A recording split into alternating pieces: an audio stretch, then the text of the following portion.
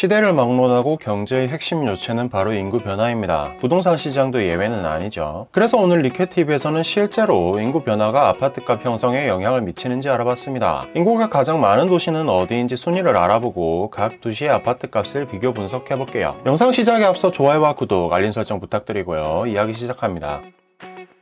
먼저 시도별로 인구가 많은 도시를 순서대로 집값을 살펴보도록 하죠. 인구가 가장 많은 도시 1위는 서울이 아닌 경기도입니다. 통계청에 따르면 경기도의 총 인구수는 작년 말 기준 1356만 명입니다. 대한민국 인구가 대략 5천만 명이니까 4명 중 1명은 경기도민인 셈입니다. 경기도는 서울의 인구 집중화를 막기 위해 1980년대부터 1기 신도시를 시작으로 본격적인 계획도시가 조성됐는데요. 덕분에 인구가 매년 증가하고 있습니다. 수원시, 고양시, 용인시는 인구 100만 명이 넘는 특례시이기도 합니다. 아파트값도 꾸준히 상승 중입니다. 부동산 일일사에 따르면 경기도 평균 아파트값은 약 6억 6천만 원 선입니다. 지난 2019년 4억 원을 넘어선 다음 2020년 5억 원대를 돌파하더니 이듬해 바로 6억 원대를 뚫으며 지금의 가격을 형성하게 됩니다. 인구 많은 도시 2위는 서울입니다. 1988년 가장 먼저 인구 1000만 명을 돌파했으나 1992년 정점을 찍고 오르락내리락 하더니 2016년 처음으로 1000만 명 선이 붕괴됐습니다. 서울의 좁은 면적의 아파트 공급에 한계가 있었고요. 인근 경기도와 인천의 교통망이 좋아지고 신도시 택지가 조성되며 이들 지역으로 빠져나간 것이 인구 감소의 주된 요인입니다. 물론 서울의 미친 집값도 이유 중 하나입니다. 인구가 다소 줄었지만 아파트값은 압도적인 1위를 기록 중입니다. 서울 평균 아파트값은 약 13억 8천만 원으로 경기도의 2배를 웃도는 가격이죠. 2017년 상반기만 해도 6억 원대였는데 불과 5년 만에 2배 이상 급등했습니다. 3위는 335만 명의 부산입니다. 부산은 6.25 때 임시수도로 지정되면서 인구가 폭발적으로 증가하면서 거대 도시로 성장한 곳입니다. 이후 1995년 388만 명으로 정점을 찍고 인구 유출이 꾸준하게 지속되고 있습니다. 그래서 2016년도에는 350만 명대가 무너졌지만 여전히 비수도권에서는 제1의 도시로 불리고 있습니다. 부산 아파트 값은 약 5억 5천만 원으로 영남권에서는 가장 비싸고 서울, 세종, 경기에 이어 네 번째로 비쌉니다. 2017년부터 3년여간 3억 원대에서 크게 벗어나지 않다가 2020년 9월 4억 원을 돌파하더니 2021년 4월 5억 원을 뚫은 후 현재도 5억 원대를 유지하고 있습니다. 인구가 많은 도시 4위는 331만 명의 경남입니다. 거제, 창원 등 기기업과 조선업이 발달한 공업도시로 이들 기업체 활황에 맞게 인구가 급상승했던 곳이었지만 2017년 인구 정점을 찍고 감소하고 있습니다. 경남에서 제일 큰 도시인 인구 104만 명의 창원시의 경우 올해 비수도권 유일의 특례시로 출범했지만 인구 유출 때문에 특례시 자리가 위협받고 있는 상황입니다. 아파트 값은 약 2억 8천만 원 수준입니다. 지난 5년간 아파트 값이 소폭의 변동만 있을 뿐 계속해서 2억 원대에 머물고 있습니다. 5위는 인천으로 300만 명 돌파를 앞두고 있습니다. 부산과는 반대로 인구가 꾸준히 우상향하기 때문에 부산을 제치고 제2의 도시로 거듭나는 거 아니냐는 말이 나오고 있습니다. 인천은 물리적으로 서울과 가까워서 서울 도심으로 출퇴근하기 좋은 입지를 가져서 인구 유입이 꾸준합니다. 인천 아파트 값은 2017년 처음으로 3억 원대에 진입하더니 2021년 초 4억 원 돌파한 이후 불과 7개월 만에 5억 원대로 올라섭니다. 현재 아파트 값은 약 5억 1천만 원입니다. 맞닿아 있는 서울과 경기보다는 훨씬 저렴한 가격입니다. 때문에 비싼 서울 집값을 감당하기 어려운 수요자들에게 인기입니다. 6위는 경북입니다. 철강업의 중심 포항을 필두로 구미의 국가산업단지 덕분에 인구 270만 명 선이 유지됐지만 산업 침체 때문에 2015년부터 인구가 급격하게 감소합니다. 경북 아파트값 역시 힘을 못 써왔는데요. 한동안 1억 원대 아파트값을 유지하다가 작년 말 2억 원대로 올라섭니다. 현재 아파트값은 약 2억 2천만 원입니다.